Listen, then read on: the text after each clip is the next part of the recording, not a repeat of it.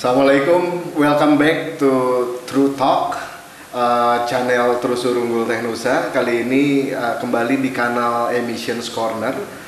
Bersama kita ada Bapak Mas aja ya, Mas Indra Rinaldi. Jadi Mas Indra Rinaldi ini adalah Operations Director di Terusur. Kali ini kita akan sedikit mengulas tentang CGA. Nah, belakangan ini kan sobat industri dan sobat lingkungan semua mendengar nih mulai sering digaungkan CGA. Nah, untuk mengenal lebih jauh tentang CGA ini, mari kita berdiskusi sedikit dengan Pak Indra. Pak Indra, selamat datang di True Talk. Selamat datang, Mas Nice to have you here. Pak Indra, sedikit mengulas tentang CGA ini nih. Sebetulnya CGA itu apa sih, Pak Indra? Oke, jadi begini, CGA itu kalau kita lihat dari singkatannya itu Cylinder Gas Audit. Artinya adalah satu proses kalibrasi untuk satu alat ukur, tentunya misalkan CEMS, Continuous Emission Monitoring. Jadi bagaimana kita mengkalibrasi CEMS tersebut dengan cara memasukkan suatu gas yang sudah diketahui konsentrasinya. Let's say, katakanlah NO 50 ppm. Kemudian kita melihat respon dari alat tersebut, dan apabila alat tersebut memberikan respon yang secara statistik bisa diterima atau secara statistik tidak ada perbedaan dengan standar yang digunakan, berarti alat tersebut berjalan dengan baik. Kurang lebih seperti itu. Oh, berarti CGA sendiri sebetulnya ini adalah kalibrasi, Pak? Betul. Oh, Jadi kalibrasi. CGA kita bisa bilang itu sebagai kalibrasi untuk memastikan alat berjalan dengan atau berfungsi dengan baik. Apakah perlu, Pak, CGA ini untuk CEMS yang dimiliki oleh sobat-sobat industri di sini, Pak? Pastinya sangat perlu ya, karena hakikatnya CEMS itu kan untuk memonitor kualitas emisi yang dikeluarkan. Artinya adalah kita membutuhkan alat yang akurat. Dan CGA itu adalah salah satu cara yang paling bisa menggambarkan bahwa alat tersebut atau CEMS tersebut akurat atau tidak dan reliable atau tidak, seperti itu sih. Jadi memang sangat penting. Baik, menarik sekali. Berarti ini masalah mempertahankan akurasi atau reliability dari CEMS-nya sendiri ya, Pak Mas Indra ya. Betul. Baik, Mas Indra, untuk gambaran nih untuk stakeholder industri semua, sobat industri yang ada di sini, kira-kira berapa lama sih pengerjaan untuk CGA ini, Mas Indra? Sebenarnya tidak lama. Semuanya tergantung pada, dalam tanda kutip, alat tersebut sehat atau tidak. Oh. Kalau misalkan alat tersebut memang sehat, siap pakai, harusnya proses kalibrasi atau CGA tidak lebih dari 3 jam. 3 jam saja. Betul, ya, 3 jam saja. Dengan parameter-parameter standar. Biasanya kita untuk setiap parameter gas, misalkan NO atau NO2, kita akan menggunakan minimal 3 titik kalibrasi. Atau bisa juga disesuaikan dengan kebutuhan dari industri sendiri. Jadi bisa lebih dari 3 titik ya kalau diperlukan ya. Betul. Baik, Mas Indra, yang saya dengar untuk CGA ini, Mas Indra dari Terusur bawa gas sendiri. Apa itu harus, Mas? Betul. Jadi Terusur itu sebagai lab yang sudah terakreditasi 17025. Oke. Jadi kita memang berkomitmen untuk menerapkan satu standar. 17025 sendiri adalah standar yang sudah diakui secara internasional. Ada protokol-protokol yang harus kami penuhi. Salah satunya adalah kami harus memastikan bahwa gas sebagai reference material yang digunakan itu memenuhi standar yang seharusnya. Dari mulai apakah gas itu dalam kondisi baik atau tidak, karena sebelum berangkat kita akan tes dulu gas tersebut. Sebelum berangkat, berarti kegiatan CGA ini dilakukan di site produksi atau pabrik masing-masing ya? Betul.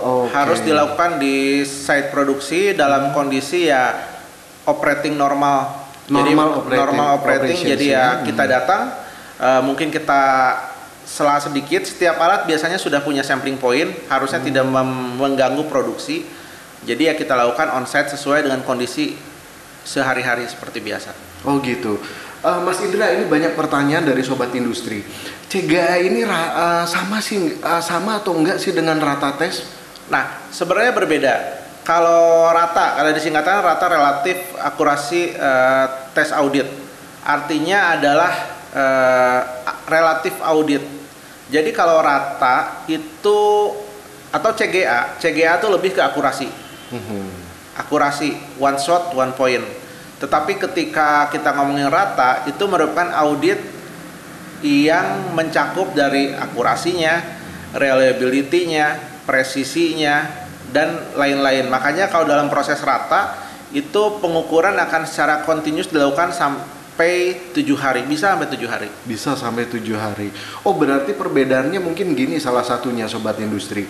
Kalau CGA nanti terusur datang ke site sobat-sobat semua, itu tidak bawa CEMS, tapi kalau rata bawa CEMS ya terusur. Betul. Berarti ya. Oh, betul. Baik. Iya. Terus Mas Indra, ada tips tertentu nggak supaya CGA ini bagus nih hasilnya gitu kira-kira? Nah, sebenarnya saya sangat menyarankan bahwa setiap CEMS, setiap user, setiap industri mempunyai program, kita biasa nyebutnya QA/QC program, di mana itu mencakup dari maintenance dan juga sampai ke internal calibration.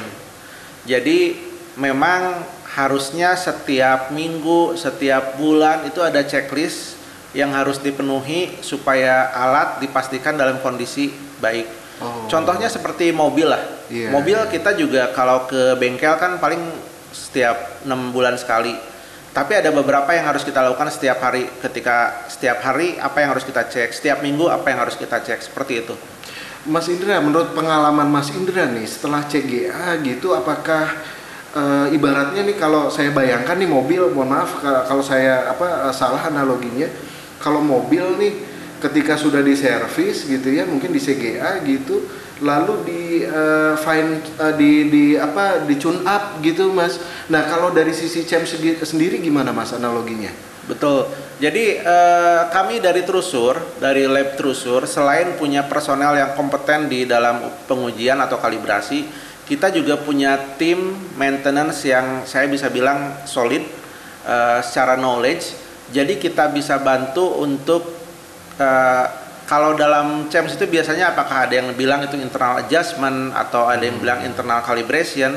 Artinya pada saat sebelum kita lakukan kalibrasi, kita akan lihat dulu apakah alat tersebut bagus atau tidak. Kalau misalkan sudah ada perbedaan atau sudah ada hasil yang melenceng, kita akan bantu untuk adjust, Mas Oho. Kita akan bantu untuk adjust atau internal calibration, kita fine tuning dulu sampai kondisinya bagus, baru kita lakukan CGA. Wah, ini luar biasa. Jadi artinya setelah CGA ditambah adjustment, ini kelihatannya jauh lebih oke nih ya untuk sobat-sobat industri di luar sana ya. Harapan kami seperti itu Mas Oho. Jadi kami pengen memberikan solusi kepada teman-teman di luar di industri bahwa dengan satu paket pekerjaan kita bisa bantu dengan fine tuning dan juga kita bantu dengan CGA. Harapannya adalah selama periode CGA itu setahun berikutnya kita bisa pastikan bahwa datanya memang akurat. Baik, Mas Indra, berarti jadi siapa yang berhak untuk melakukan CGA ini Mas Indra? Nah, sebenarnya kalau kita bicara siapa yang bisa melakukan, banyak pihak yang mengklaim bisa.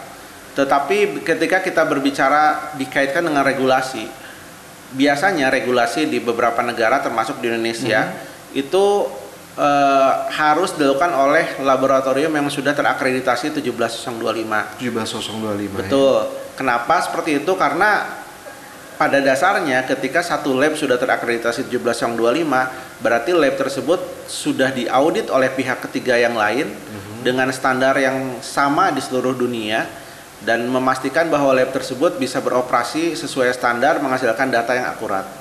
Seperti itu. Jadi saya sih sangat menyarankan untuk Bapak Ibu rekan-rekan di industri untuk melakukan CGA, ya carilah lab yang sudah terakreditasi. Sudah terakreditasi. Oke, sobat industri, itu keywordsnya sudah terintegrasi. Baik, sedikit ngulas tentang 17025 tadi Mas Indra cukup menarik.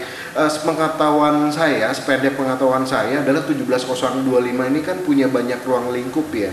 Ada macam-macam laboratorium dengan ruang lingkup yang berbeda-beda. Nah, gimana dengan hubungannya dengan CGA ini Mas Indra? Nah, Perlu diperhatikan oleh Mas Oho dan Bapak Ibu rekan industri semua.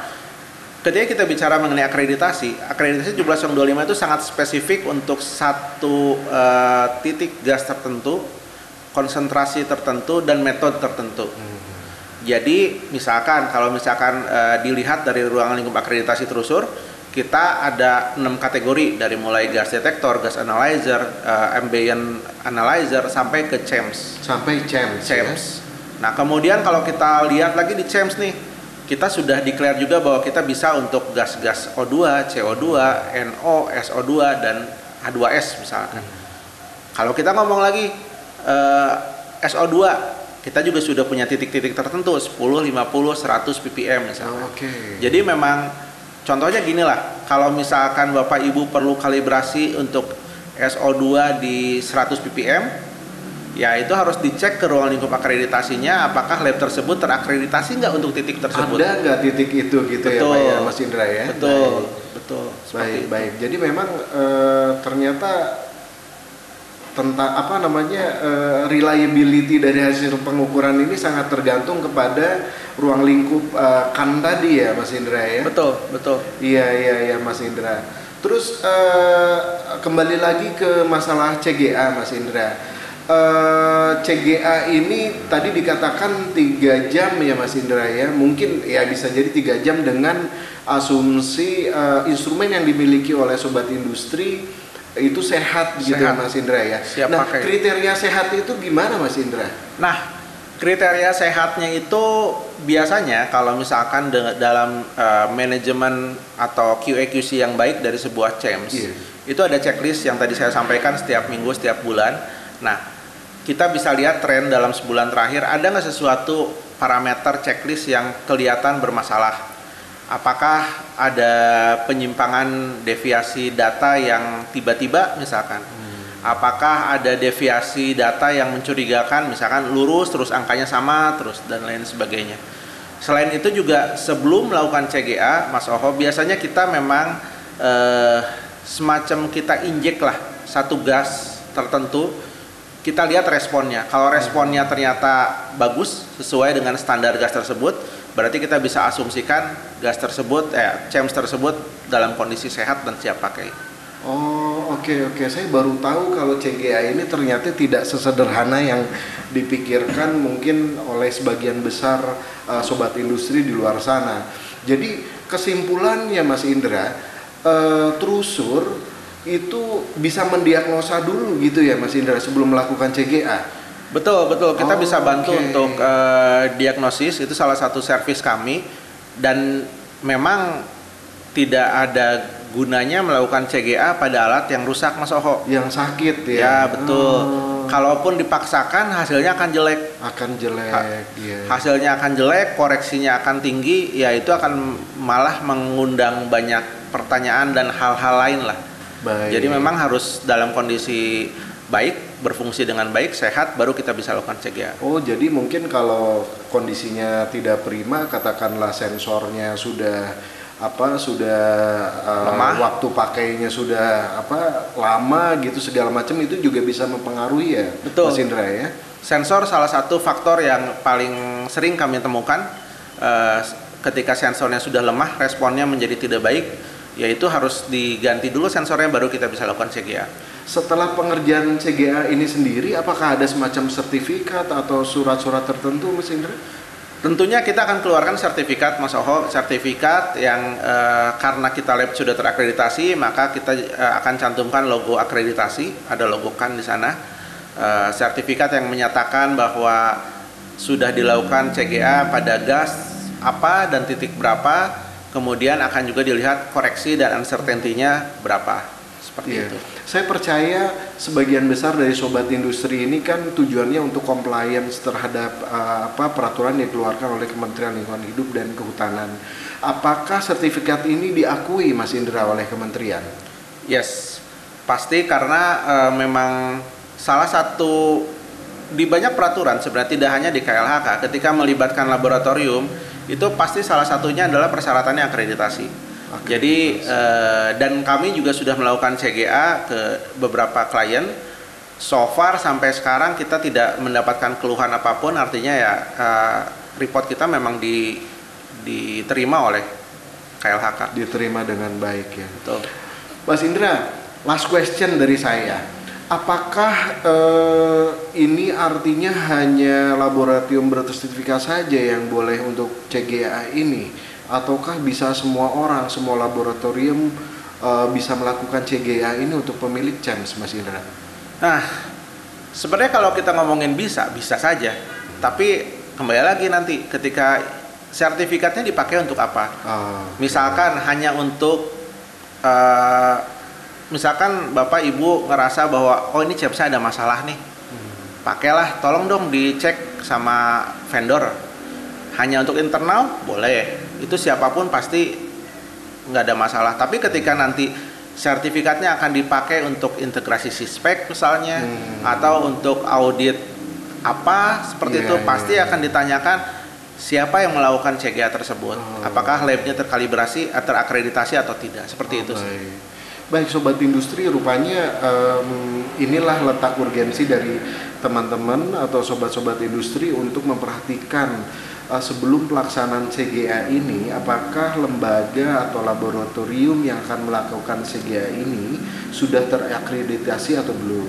Jadi menurut Mas Indra tadi, semua orang mungkin bisa melakukan CGA, tapi ada dua hal. Yang pertama adalah bisa atau tidak, lalu yang kedua adalah hasilnya diterima atau tidak. Apabila teman-teman industri atau sobat-sobat industri memerlukan CGA ini untuk hal yang lebih bersifat legal formal, maka sebaiknya menggunakan jasa laboratorium yang sudah terakreditasi oleh KAN, seperti Trusur gitu. Tenang, ini ada Mas Indra sendiri yang menjamin gitu. Jadi saya pikir tidak ada keraguan lagi ya Mas Indra ya, kalau Trusur bisa melakukan itu ya. Yap, insya Allah. Baik, Mas Indra, ada closing statement Mas untuk diskusi kita hari ini Mas? Iya, kalau dari saya sebenarnya ketika kita berbicara mengenai emisi udara, itu kan kita berbicara mengenai sesuatu yang sangat besar sebenarnya Mas Oho. Tidak sesimpel bahwa itu adalah CO atau CO2, tapi kan kita berbicara mengenai kesehatan. Kesehatan yang bisa jadi itu menyangkut juga anak-anak kita, keluarga kita, anak cucu kita suatu saat nanti. Jadi ya sebenarnya kita semua bisa berpartisipasi dalam menjaga kesehatan bumi ini, Mas Oho, dari pihak industri, dan saya sih berharap Trusur juga bisa melakukan sedikit peran lah untuk menjaga kesehatan bumi ini. Itu aja Pak Oho. Baik, luar biasa. Jadi closing statementnya holistik. Trusur memikirkan masalah bumi dan lain-lain melalui CGA-nya ya, dalam lingkup kecil ya. Baik, mungkin sobat-sobat industri, sobat lingkungan semua, kita mungkin akan ketemu dengan Mas Indra lagi di sesi yang lain, di topik yang lain. Stay tune di channel Trusur Unggul Technusa, di kanal True Talk Emissions Corner. Baik, demikian dari kami. Terima kasih Mas Indra untuk kehadirannya. Sampai jumpa di kesempatan yang akan datang dalam waktu dekat ini. Terima kasih. Baik sobat industri, sobat lingkungan, demikian diskusi kita sore ini. Terima kasih. Sampai jumpa di topik-topik berikutnya. Wassalam, saya Oho undur diri. Terima kasih.